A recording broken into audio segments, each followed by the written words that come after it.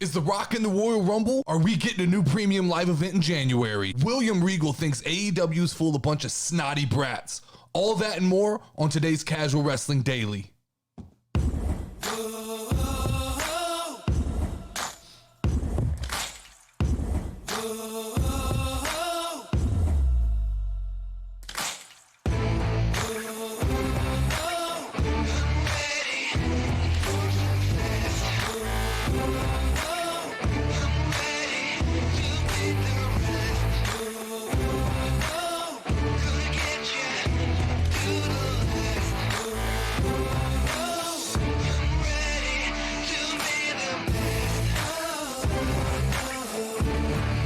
What is up, people? It is Monday, December 5th. Hope everybody had a wonderful weekend. I got caught up on a bunch of rest, so I'm feeling good coming into this lovely week of wrestling content.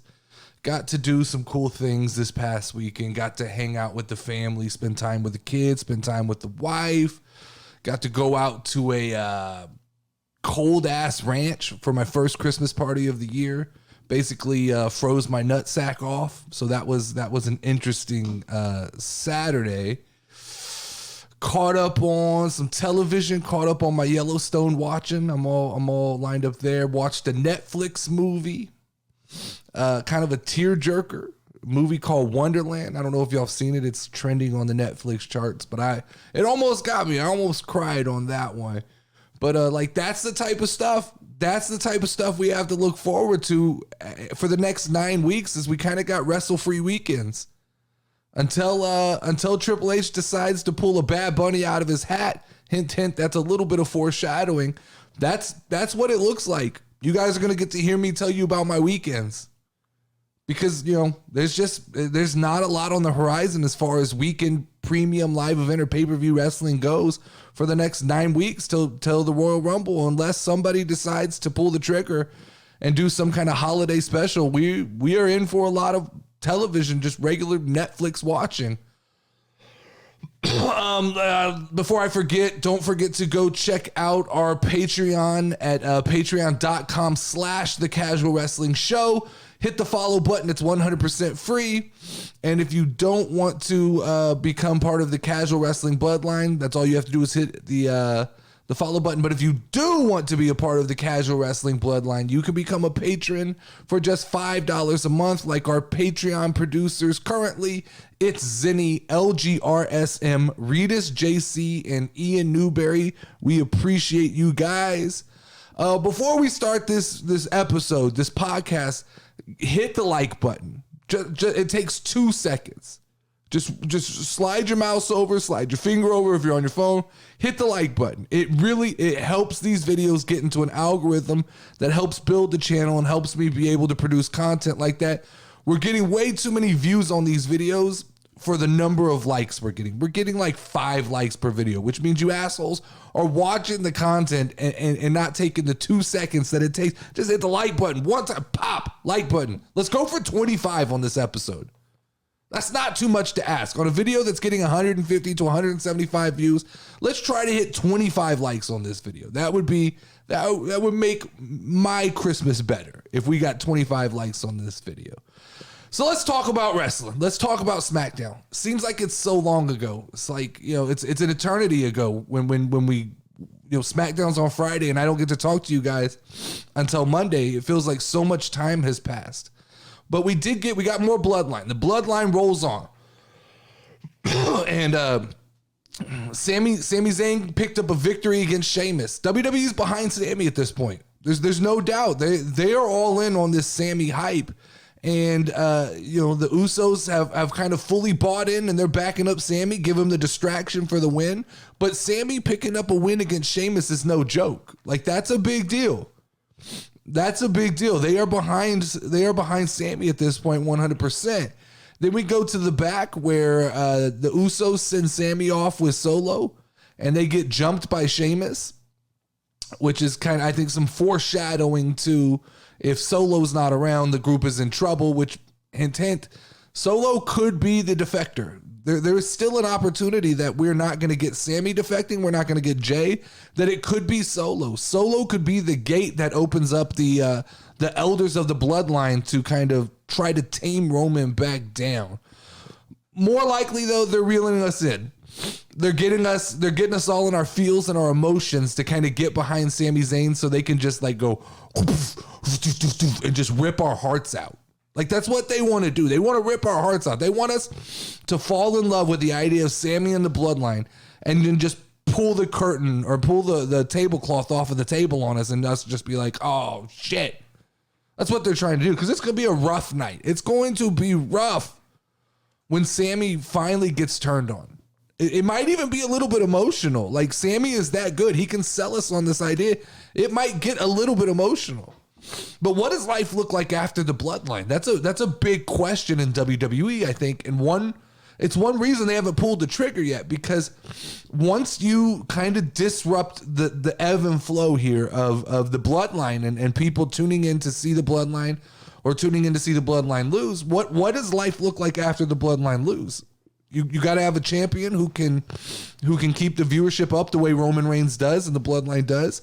A lot of things have to be set into place, and WWE have to be very sure, because I know from a fan's perspective, it's just a change in story, but from WWE's perspective, it's an entire change in a marketing plan. So it'll be interesting what life looks like after the bloodline. We also we saw Bray Wyatt still claiming that he did not attack LA Knight. There's so much to this Bray Wyatt. There's so many levels to this Bray Wyatt story that it's getting tough to stay engaged week in and week out, because we're being fed 30 seconds at a time. We're not even getting minutes anymore. We're getting 30-second promos from Bray Wyatt, and it's hard to stay focused for a long time when this is what we're getting. And I think that there's a possibility that Bray Wyatt's losing some casual fans.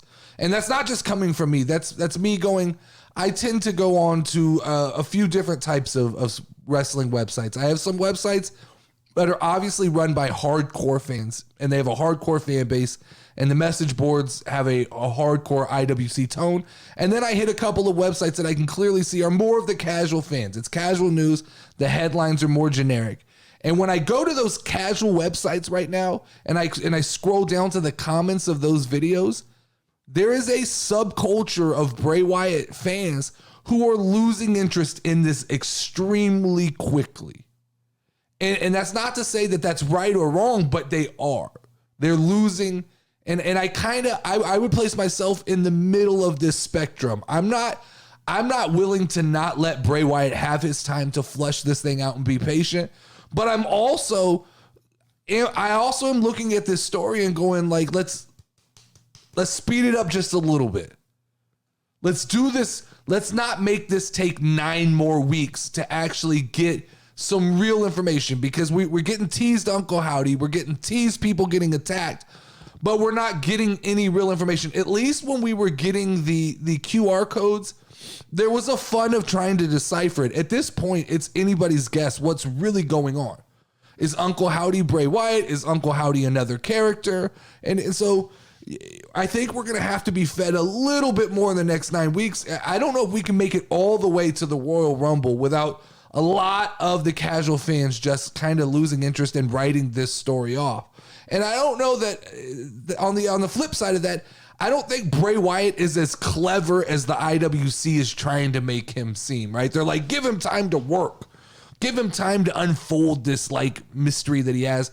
But if it doesn't pay off, if it comes to be that this was just like some weird story that doesn't pay off and it's just more of the old Bray Wyatt, I think that, like, what was it all for? And it's going to be highly disappointing. Did anybody catch Madcap Moss and Emma possibly hinting at dropping the Madcap gimmick, which is time. It's time to drop that gimmick. It doesn't make sense. That gimmick was perfect for the whole Corbin story. And what happened is Corbin moved on and Madcap was just kind of left in the dirt to flounder around. And they never gave him a proper move on from that story. So Emma told him, thank you, Riddick, which is the name that Madcap used before Madcap. So what are we going to call him on this show right now? I will call him Riddick. I think we should call him Riddick. I think that's the proper name, Riddick Moss. So Riddick Moss. I like Riddick. I really do. I've pinned Riddick for a long time as the next big thing in pro wrestling. He's the next gen. I tend to believe that Riddick Moss is far more interesting than Austin Theory. And I think he's more suited for that top spot than Austin Theory. Austin Theory may have some kind of career path that follows maybe a Randy Orton, but I think that Riddick Moss could follow in the John Cena footprint. He's got the look, he's got the explosion, he's got the speed. They just got to get him a song that makes sense, get him a finishing move that makes sense, kind of package Riddick all together. And I think there's big things in the future for Riddick Moss. I just hope they don't let him flounder around so long that they release him or that they never figure out. They need to, consistent booking with Riddick Moss is important. Take 5 minutes of time on SmackDown a week. Put him in the ring. Let him have solid matches. Let him hit his finishing maneuver. Let him sell himself to the crowd and start to build him up in that kind of superhero John Cena spectrum. And I think Riddick Moss, I think he'll be fine. But right now, with Triple H booking, I don't know. I'm concerned. We got another NXT return. Guys, I don't know much about Tegan Nox. So I'm not going to sit here and bullshit you and pretend like I could have gone and researched, but I'm going to ask you guys, what do I need to know about Tegan Nox? Because these NXT women are starting to pile up on me, and I'm starting to not recognize faces as quickly when I turn on WWE Women's Wrestling, right? Candice LeRae, Dakota Kai, Io Sky, Tegan Nox, Emma's back, Raquel Rodriguez, Mia Yim. These are all people that I don't have a long history with, so I don't know a lot about them.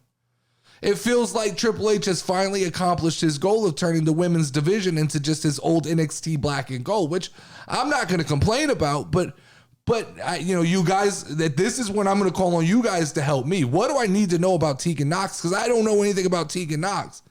I know that she had on some parachute-ass jeans that had a big-ass hole in them. They say something like she's got the sparkliest wizard. They seem to kind of try and reiterate that to me, but outside that, I don't know what am I supposed to know? Where should I be looking? Like, who is she going to align herself with? I have no clue on Tegan Nox. And she came out with Liv Morgan, so I guess she's aligning herself with Liv Morgan. I'll play the wait and see with Tegan Nox, but I'm telling you, like Candice LeRae, Tegan Nox, Dakota Kai, Io Sky. While I do develop, I start to like Dakota Kai, and I've liked Candice LeRae. I don't know enough about them. I don't know their backstory. I don't know their NXT history, nor do I really want to go back and research all of that stuff. Triple H is going to have to do a better job of selling me on some of these people and explain to me why am I supposed to be a fan of Tegan Nox besides the fact that she wears parachute jeans that have a giant hole in them and she has rainbow hair. I'm going to need more backstory than that, Triple H. Just going to need that. And then we finished off SmackDown with the World Cup finale of Ricochet versus Santos Escobar. And Ricochet is your new 2022 WWE SmackDown World Cup champion. What the fuck does that mean? It means that he gets to go up against Gunther again. Again. We're doing this again. A little bit of a rinse and repeat, Triple H. Feels like a little bit of a rinse and repeat, Triple H, because I was all sold on Santos Escobar.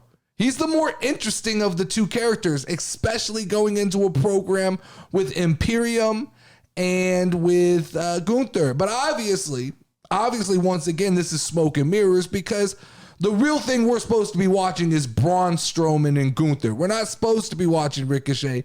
Ricochet got this win. It's a go America, go USA, USA. We won the World Cup since we can't win the World Cup in soccer.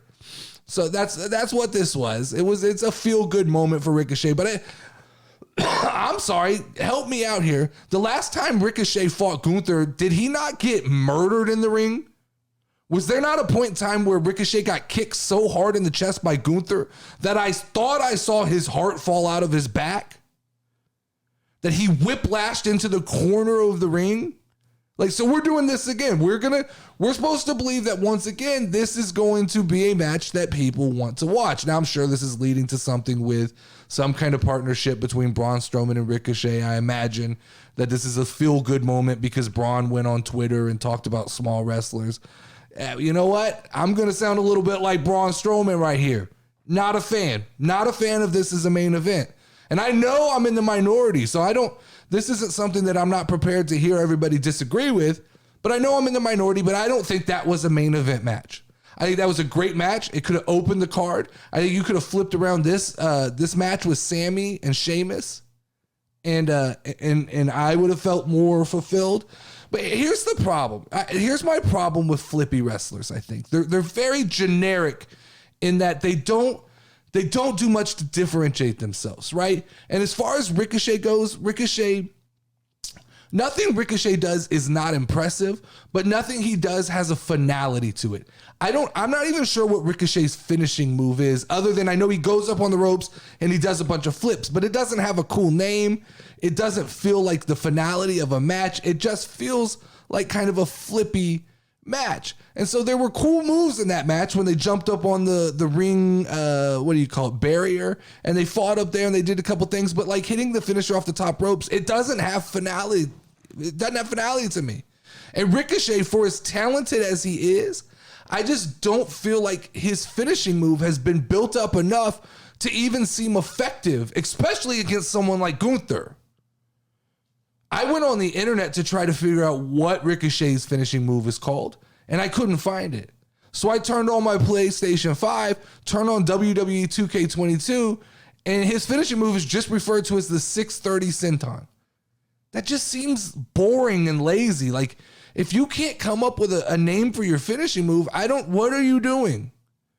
What is WWE? They're supposed to be the kings of marketing, and it's become quickly apparent to me that there are a lot of things lacking in WWE as far as character development. And one of those things that's lacking right now is the art of the finishing maneuver. It's lost. It's gone right now. I had a listener of the show, MGT. He brought up to me the other day, and this was in regards to something different, but it made me talk. It made me think. He brought up the other day that while a lot of people herald MJF as a great wrestler, most people couldn't name MJF's finishing move. And that was interesting to me because I was like, I don't know MJF's finishing move. And I think when he says most people, and when I say most people, we're referring to the casual fans, because there'll be some IWC dickhead who gets a hold of this video and they go, it's the double cross, right? Who knew that? I didn't know that. You got to kind of dig around to find that information. And it got me thinking. This is the old head in me talking, but in the Attitude Era, I could name pretty much every person's finishing move. And as a casual fan, there is a significance to a finishing move that I think has been lost in 2022. The finality that it brings to a match. This idea that when we saw the finishing move, we knew we were at the end of the match. And there's a difference, guys. There's a difference in finishers and signature moves. Signature moves are great. I like signature moves. I think that the top row flippy stuff should always be somebody's signature move, because 90% of the time they end up landing on somebody's knees anyway, and it's just a swerve to keep the match going. But finishers should have finale. They should feel like fatalities in Mortal Kombat. When that happens, you know the match is over, and if they kick out of a finisher, oh boy, this was a special match. This was a big deal. Too often now, does it take 3 or 4 F5s to put somebody down? It takes 3 or 4 attitude adjustments. It takes 2 or 3 KODs. Like, these finishing moves are supposed to be a spectacle. We're supposed to lose our shit when they hit these. And too often now, it's just hit all the time, too frequently in the same match. These were identifiers. These are how you knew that this person, when they hit this move, it made them special. Even if other people use this move, when this wrestler uses it, it makes them special. To me, your finishing move is as important as your theme song, your gimmick, your whole package. The theme song was highly important, and I just think that's lost in the current time of wrestling. And I don't know. I went on WWE.com and I pulled up a roster sheet, and I just wanted to see how many finishers could I name. Just off the top of my head, just looking at people, quick scan of the roster. I know I missed some. I'm sure there were some easy ones I missed. But like, I think I got like 22 out of 100. I was able to identify Styles Clash, A-Town Down, End of Days, KOD, Hurt Lock, F5, Crossroads, the figure 4/figure 8, Zigzag, Claymore, Spear, Coup de Grace, the 1D, which is a new one, and I appreciate the Usos are trying to kind of beat that home and package that into their whole little gimmick. So I appreciate the Usos kind of using the old school mentality of going, we have to get this tag team move over. And we've got to get people used to seeing us finish matches with the 1D. So I can appreciate that. Attitude Adjustment, Pop-Up Powerbomb /Stunner for KO, RKO, Ronda Armbar, Bank Statement, Skull Crushing Finale, Twisted Bliss, Haluva Kick, Bro Kick, Curb Stomp. Those were the main ones. But there was a trend I saw, right? If you look at that list that I was able to identify, it's a who's who of established wrestlers. 5 years plus in the business, minus maybe Bianca Belair, who has done a good job of getting her finishing move over. But other than that, like there's not a lot of these new style kids that I can identify what it is that makes them special, what move it is I'm supposed to look out for that makes them kind of pop. Just a side note, this is going to completely derail this for a second, but as I was scrolling through the roster on WWE.com, there is right now a space for a vacant. It's just a vacant picture, which is a joke and a meme a lot of people make. But when you click that vacant person, it goes to the Universal Championship, which is interesting. My conspiracy theorist out there, I want y'all to dive in and take a look at that and see where there's smoke, there's fire, if something's happening there.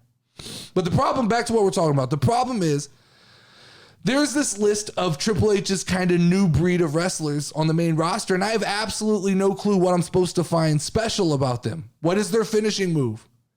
And maybe I've seen them, but maybe they're so generic that I don't know and it didn't stick with me. So I went back up to the top of that roster and I looked again and I said, well, I'm going to identify some wrestlers that I really like, but that I have no clue what either A, what the name of their finishing move is, or B, even what their finishing move is. And so I started with the Street Profits. And you're going to say, oh, God, it's Montez jumps off and he shoots into the sky and he lands on a guy. Is that a finishing move? Or is that just a real impressive signature move? Because outside of that, I don't know that the Street Profits have a very notable tag team finishing move or a very notable individual finisher. I can't point to them and go, he does A, and I like A. It is my favorite move. They just don't have that. Same with the Brawling Brutes. I don't know of a tag team finisher. I don't know of an individual finisher. I don't know what Candice LeRae is what her finisher is. I'm sure if you've watched NXT, you guys know, but as a casual fan who only watches main roster, I don't know. And I'm not going to go back and do the research. It's just not. Triple H's job is to sell me on the now. Show me repetition of what Candice LeRae does to finish off matches. Then we can talk about Dominic Mysterio, and you guys are going to go, hold on, we know Dominic's finishing moves. Do we? Because they're messy. He still uses the 619. He still uses Eddie's Frog Splash. We can't right now give Dominic Mysterio his own finishing maneuver. 619, great signature move. It's a callback to Ray. It makes sense. The Frog Splash, the callback to Eddie Guerrero, it makes sense. But Dominic, if he wants to build an identity, has to have a finishing move that is specific and unique to himself. And I don't understand why we can't give it to him. I'm pretty sure most people know Elias's finishing move. I don't know it. I believe it's some kind of knee. The Viking Raiders, I don't know. Johnny Gargano, I think it's a submission like Bryan Danielson's, but I don't know. LA Knight, have no clue. Riddick, Madcap Moss, I have no clue what his finisher is. Riddle is another one that's super messy. Because I can't tell you what his finishing move is. I can tell you he does an RKO, he does like a flying bro, he does a triangle, and I get like this idea that, and Bryan Danielson is kind of the big push on this is, well, I want to be able to finish a match in so many different ways. That's great. That's called UFC. This is professional wrestling. This is entertainment. I want to have a fatality. Mortal Kombat has fatalities. I want to see a fatality in wrestling. I want to see that one big move, and I don't know what that is with Riddle. I don't know what Omos is. I don't know what Shotzi's is. I don't know what Solo's is. I don't know any of Hit Row's finishing moves. That's all of that is a flaw in personality. When I talk about, y'all hear me talk about, because it's kind of my buzzword right now, is personality within professional wrestling. This is what I'm talking about. It's an element that's just being completely overlooked. If I can't tell you what these people's finishing move, and I'm not excited for their finishing moves, that's like 33% of their character that's just missing. And I don't have the exact number, but it does feel like to me when you go down some of these lists that there's way too many generic flippy flip off the top rope finishing maneuvers that aren't sold well enough. They're not unique because everybody's doing them. It's either I'm flipping this way or I'm flipping this way, or I'm spinning to the side or I'm spinning to this side. They're all fucking the same to me. You're just doing a bunch of flips and effectively landing on top of somebody, which all hurts the same. Doing 4 flips doesn't hurt anymore as doing 1 flip, but for some reason you've deemed that your finishing move. They make great signature moves. They don't make good finishing moves. And it feels to me, when I look at this from a booking standpoint, this is just lack of repetition. Nobody's getting enough singles matches in a line consistently to be able to get a finishing maneuver over. Like I said with Riddick needs just a line of like 6 or 7 matches where he finishes them with his finishing move, and we start to develop that's when Riddick does that, it's trouble for the other person. You know, and nobody even has, when I look at it, nobody even has kind of the groundwork for a good finishing move. There's nothing close right now to a stone cold stunner. Kevin Owens does a stunner, I get it, but it's not a stone cold. The middle finger shot right before he hits the stone cold stunner, the setup, right? The rock bottom, the people's elbow, the theatrics of the people's elbow. How stupid was it that The Rock went through this whole rigmarole to get to just an elbow drop that finished people? But that's pro wrestling, guys. That's what wrestling is.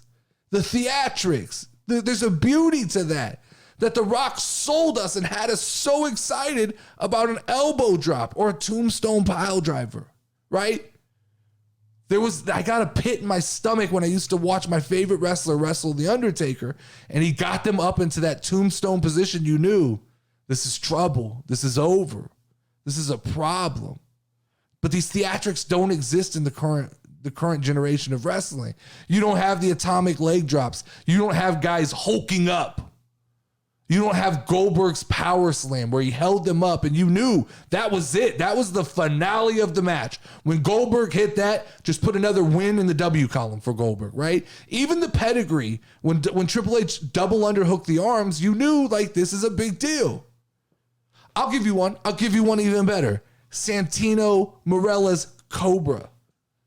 The move alone got him over with the crowd because Santino was a joke of a character, but people were getting hyped up for the Cobra. When he pulled the Cobra sock out, put it on his arm, hit the arm and pop. Like people popped for that because the move was a part of the package. And so then you like that. I know that was just an iteration of the mandible claw and Mr. Sacco from Mankind, but those things, they don't exist right now. I will tell you something about Britt Baker, who I will argue, you guys, she's better than 90% of wrestlers in professional wrestling right now because she understands one thing. She understands that wrestling is a package. She understands that it's not just about how well you can wrestle. Britt Baker understands that you need good music. She's got good music. You need a good catchphrase. She's got a good catchphrase. You need a good finishing maneuver. She's got the whole package. She pulls the glove out. She goes into the mouth. Everything works. She's packaged together. She makes sense. That's why I argue with you people when you try to tell me that Britt Baker is garbage. I try to turn around and tell you, no, she understands this wrestling business more than 90% of people in this business. And for that, if we're breaking wrestling into a pie chart, she's like 90% of the way there. She can learn to be technically efficient. Half of these other wrestlers will never learn how to put the whole package together and have a finishing move, a catchphrase, a good theme song, a good swag, be able to talk on the microphone. And Britt Baker does that week in and week out. But my fear here is that, Triple H is just so fixated on this reality era, right? The social media, the getting the behind the scene videos and make them look like it came from, some random Johnny 456 sent this video in of Seth Rollins and Riddle fighting in the back. I think that he's at risk of losing some casual fans when you don't have those entire packages. I remember playing WWE No Mercy as a kid. And I knew every finishing move. I knew where they were supposed to come from, whether it was the corner, the top rope, from front, from back, from behind, from the floor, from the head, from the feet. I knew everything. I knew everything about everybody. You could go down the line. I knew D'Lo Brown. I knew the Big Boss Man. I knew Road Dogg. I knew Badass Billy Gunn. I knew X-Pac. I knew Triple H. I knew The Rock. I knew Stone Cold. Everybody. I knew everybody's finishing move and where I was supposed to be when I performed it. Fast forward to 2022, and you pop in 2K22. I have to pause the game during every match to look up, like, what is this guy's finishing move? Where am I supposed to be? And that's just a lack of WWE selling us on this idea that these moves matter. And these moves matter. Look, here's an example. For example, Angelo Dawkins. Angelo Dawkins in WWE 2K22. His finishing move is listed as Spinebuster 19. How generic is that for a finishing move? That Angelo Dawkins' finishing move is listed as Spinebuster 19. And you're telling me there's not a problem there. There's not a marketing, packaging problem there. We're not bringing Angelo Dawkins together enough. We can't sit down and just figure out. Nothing wrong with the Spinebuster, by the way. Spinebuster is an effective move. It can look devastating, but we can't give it a name. The Primetime Slam, boom, there it is. Write it down.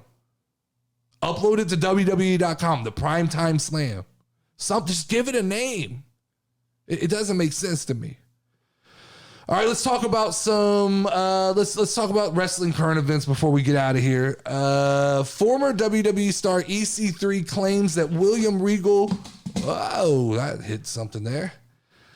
Former WWE star EC3 claims that William Regal regretted signing with AEW due to maturity issues in management. This is interesting. I find this to be interesting for more reasons than probably just what appears on the outside of this story. So EC3 is saying basically that William Regal didn't like the fact that in a company that still has a lot of development needs, these young wrestlers just weren't willing to take advice in AEW. They didn't want to hear anything. Does that sound familiar? Sounds like something our guy CM Punk was saying, right? So a lack of maturity. That word gets thrown around a lot with AEW, lack of maturity. But this is what happens. This is what happens when your EVPs are wrestlers. And I don't want to beat this because I've beaten this dead horse and I've thrown this around, but this is the truth, right? When you have guys like Hangman Adam Page who openly admits, I don't want to take advice from people who've done this before. There's a line, and I understand this. When you do something, you want to be unique. You don't want to be exactly what came before you, but also you can't ignore the fact of somebody who's done this before has information that you need. And I think this AEW is the Young Bucks playground, and they have established a set of rules, and they've established what they want and don't want to do, and they don't want to hear from people like William Regal. They don't want to hear from people like CM Punk, and those people just are getting in the way of what they want. But all of this supports CM Punk's side of the story about the elite. They are entitled. They are the mean girls. They are the mean girls. It's time to face up to this. It's coming out more and more. Dax Hardwood is coming out and saying CM Punk wasn't really a problem. Like, yeah, he's a little brash. He comes off a little rough, but he wasn't really the problem. That's Dax Hardwood basically come out and saying, like, hold on, you guys are going to need to figure out both sides of the story. He's not going to shit on either side, but he's saying just be careful about jumping on against CM Punk. And so you get William Regal, who obviously wanted out of there. He's in the middle of possibly the biggest storyline on AEW right now, and he goes, I still want out. I still want to go back to NXT. I want to be around young talent who will let me teach. that says so much about the company of AEW. And what more importantly is, what does this mean for people like Bryan Danielson and Claudio Castagnoli, right? These guys who obviously are not happy that William Regal is leaving AEW and going back to WWE. These are guys who jumped over thinking that the grass was greener on the other side, and now they've been booked into wrestling purgatory because Bryan Danielson's booking's not going to get any better. Claudio is basically stuck as being the Ring of Honor guy from here on out. And so you've got to wonder if those guys don't start looking about, I don't know that Claudio and Bryan are guys that are going to jump back to WWE, but I think that you might see an influx of guys who just go, it might be more fun to go to the indies. And when you hear rumors of like Tony Khan blocking Bryan Danielson from certain indie events because he wants to be a little more protective, it starts to feel like the party's over in AEW. This idea that it's the everyman's wrestling where they can go do whatever they want. It's starting to feel like Tony Khan, he's getting a little nervous and he's tightening down and he doesn't want these guys going everywhere. The Lacey Evans has been repackaged again for the 100th time. Unfortunately, I think for fans, I think we've lost interest in her. And I think it's become a little bit of a joke, a running joke and a meme that like every time Lacey Evans picks up, 6 weeks of wrestling, they send her back to the back and they change her character. And I don't understand Lacey Evans as a heel, why they keep trying to push her as a heel. She's got that all-American girl look, the blonde hair, she's attractive. Why not make her this character, this Marine gimmick? I think it can work. I think this is where she needs to be. The all-American girl, the Marine style gimmick, the makeup, she's basically the pretty Marine or the attractive Marine or the girly Marine, whatever you want to call it. But I think this is the thing that can work. I'm just afraid it's too late to get to this package. But once again, going back to what I said, we're going to have to put together a finishing move. We're going to have to put together music, and we're going to have to give this protected booking enough time for her to actually get over with the crowd and not just go 3 weeks in, oh, this isn't working, get rid of her. I don't like that. But who's she going to fight? This is the problem in the Triple H regime. Who's she going to fight? He protects everybody. He protects all his new girls. He's not letting them get beat. So where's Lacey Evans fit in? She's going to fight Natalya, right? I mean, we have to know that she's going to fight Natalya because look at Triple H. Triple H has a staple of booking right now. Anybody he's trying to get over, he has 3 people that he puts them against. If you're a woman wrestler and you're trying to get over, you get placed into a feud with Natalya. It's just what it is. If you are a tag team and you're trying to get put over, you get put into a match with the Alpha Academy. And if you are a male's single wrestler, you get to beat up Mustafa Ali. That's just Triple H. That's what he does. That's who he sends out there to try to put over his new talent. And it's not effective because every time those people get beat up, whoever beats them up seems just a little less special.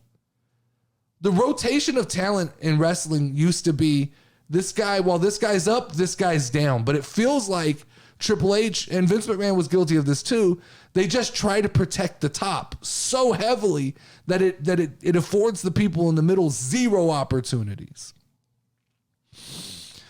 Bianca Belair dropped a stunning photo from the Pro Atlantic Pro-Am bodybuilding competition on Instagram with the caption, "For the past 10 weeks, I've been training for the at WBFFENT,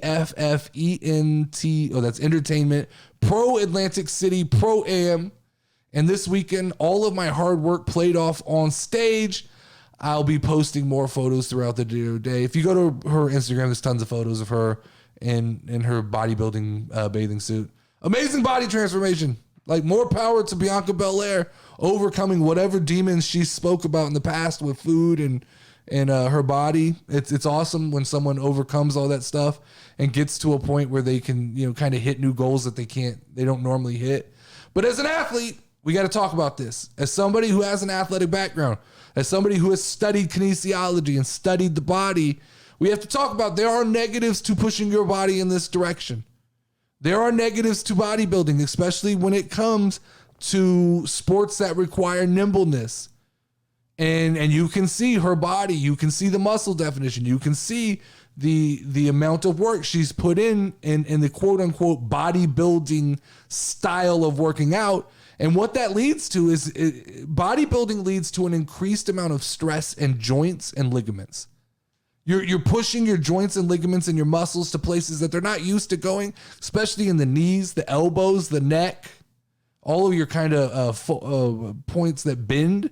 Those points take a lot of stress, and those points don't like to then flip around or get beat on or get hit or get punched or jump off and fly off the top of ropes. When you do bodybuilding, you're also prone to a lot of muscle tears. I don't know if people know this, but bodybuilders and golfers experience the highest rate of injury because golfers twist in funny ways, and bodybuilders are constantly putting a ton of stress on their body by lifting weights that often. And the other thing that happens is conditioning. You get conditioning issues when you put on that amount of muscle. It's what it is. Muscles use more oxygen than natural body fat. And so when you have more muscles, your body eats up that oxygen much quicker. So this is just something to look out for. Yeah, it's me finding the negative in a super positive story, but I like to be realistic when I talk about things, and we have to knock on wood. I don't want Bianca Belair to get hurt, but don't be surprised. Don't be surprised if going into WrestleMania 39, she tears a muscle or tears a ligament or gets some kind of MCL or ACL or some form of injury that she's just pushed her body too hard. It's a possibility. It's a reality of the situation. Look at people who train for UFC. They don't build their body in that form. They don't want to be bodybuilders. They don't want that aesthetic because it's not great for physical fighting or physical sports, contact sports. Same with NFL. You don't see a bunch of guys that look like bodybuilders. You see a bunch of guys who build up like a natural body fat and strength. So hopefully nothing happens, but I have to throw that out there because if she gets injured, it is something you have to point back to and go. Sometimes, I like to think these wrestlers have to decide what they're really trying to accomplish. Are you trying to be the greatest wrestler or is it the outside stuff that you're looking for? There's a new report that hints at Bad Bunny having WrestleMania plans for 39, and another international pay-per-view is on the horizon in 2023. So I hinted at this. I teased this earlier in the show, but there's rumor going around and reports going around that we might get a stadium show in Puerto Rico pre-Royal Rumble. It's needed. I think it's needed. I think we need an event to build to in the next couple weeks.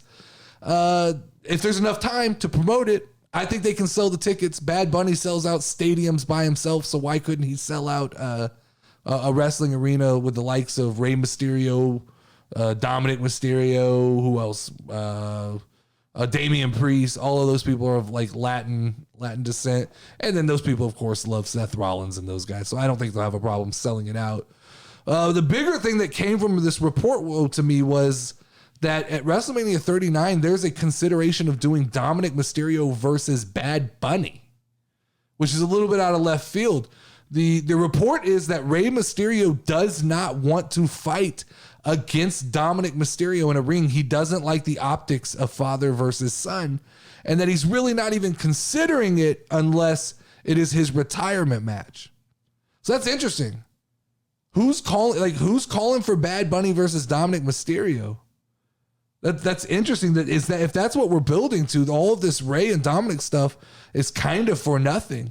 And I'll keep my eyes on this. These are reports, but I think I really want at this point, as much as WWE's forced me to be invested in Dominic Mysterio and Rey Mysterio, I need that payoff match ASAP, as soon as possible. I said that they should do it pre WrestleMania, but now it's looking like that may not happen until Rey's ready to retire. And the last story of today is that there are reports that The Rock is being discussed internally as the 2023 Royal Rumble winner. I think I called this. I think I said this.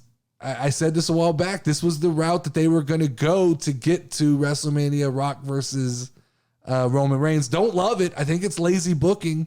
I think there's so many more special ways to have The Rock come in and challenge Roman Reigns. The problem is they've booked themselves into corners again with Roman having both titles. The Royal Rumble winner has to get a shot at one of those belts, and we're not doing the Money in the Bank thing again. The Royal Rumble winner's not winning the Royal Rumble and deciding they want to go after the United States Championship. It's just, that's not happening. We won't buy that again, Triple H.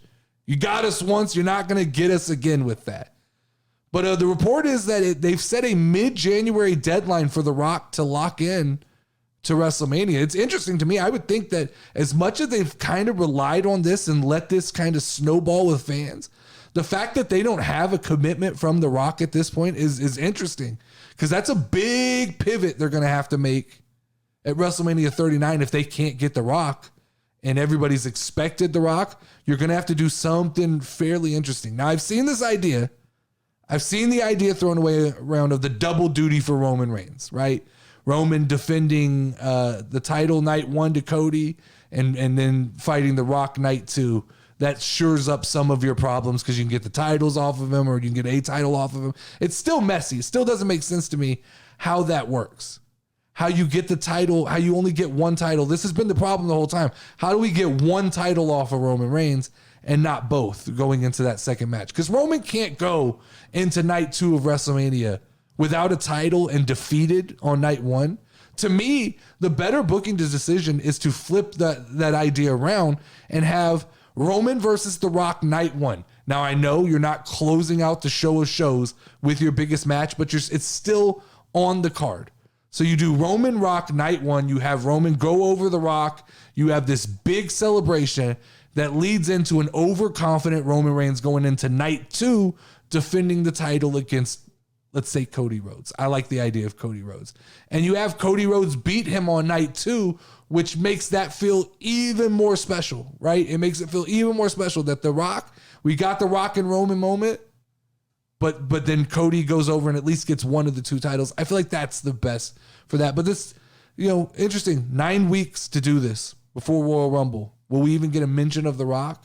I saw that they're opening up new sections for the Royal Rumble, which means the Royal Rumble is going to be big. This is going to be big. There's going to be a lot of surprises, a lot of returns. So it'll be a good Royal Rumble. Nothing to complain about there, but we'll see how we get to a main event at WrestleMania. But that's it for me today, guys. That's it. I'll be back tomorrow, same time, same place. Make sure, like I said at the beginning, hit the like button on this video. It takes 2 seconds to help this channel tremendously. I'm averaging 150 views on these videos and like 5 likes. Just just click it. That's what it sounds like. Just click the like button. Are you guys are the other 145 people sitting around watching this video and going, I hate this. I hate this. Because there's people watching the entire video and they're going, I hate this. I can't give him a like. Just hit the like. I know it's stupid, but hit that like button because help us grow this show and we can do more cool stuff. But as always, I am the Notorious Nerdy D, and I will talk to you guys tomorrow. Step in the ring, if you ready, let's go. Hey, casual wrestling community show. You already know, talking WWE. Keep it rolling and hosted by Notorious Nerdy D. Don't be sure that you gon' find. Tune in cause it's online. Hit 'em with a figure 4 leg lock, power driver or clothesline. We bringing that heat like for show, but you